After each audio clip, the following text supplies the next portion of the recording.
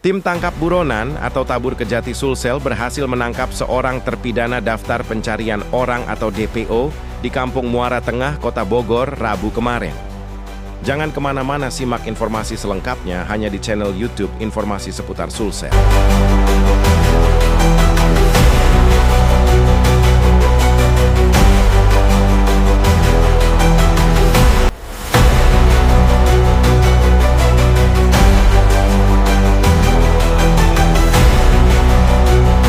Tim tangkap buron Kejati Sulsel berhasil menangkap seorang terpidana daftar pencarian orang atau DPO di Kampung Muara Tengah, Kota Bogor.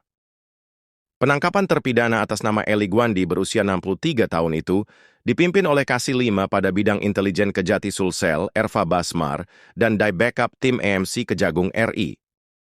Kasih Penkum Kejati Sulsel Sotarmi mengatakan, terpidana Eli Gwandi telah terbukti melakukan tindak pidana melanggar Pasal 368 Ayat 1 KUHP Jungto Pasal 55 Ayat 1 ke 1 KUHP. Eli Gwandi dinyatakan bersalah berdasarkan putusan Pengadilan Negeri Makassar dengan amar putusan, menyatakan terdakwa bersalah melakukan tindak pidana, turut serta melakukan pemerasan dengan kekerasan. Terpidana Eli Gwandi ini dijatuhi pidana penjara selama 1 tahun. Terpidana ditetapkan dalam DPO Capjari Pelabuhan Makassar setelah dipanggil secara patut sebanyak 3 kali untuk pelaksanaan eksekusi, tapi yang bersangkutan tidak memenuhi panggilan tersebut. Oleh karena itu, Eli Gwandi ditetapkan menjadi buronan.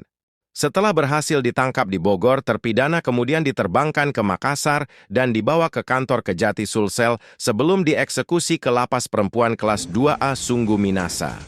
Penangkapan terpidana ini merupakan realisasi program Jaksa Agung dalam memaksimalkan pencarian dan penangkapan terpidana demi penegakan hukum. Sekian dan terima kasih, jangan lupa like dan subscribe.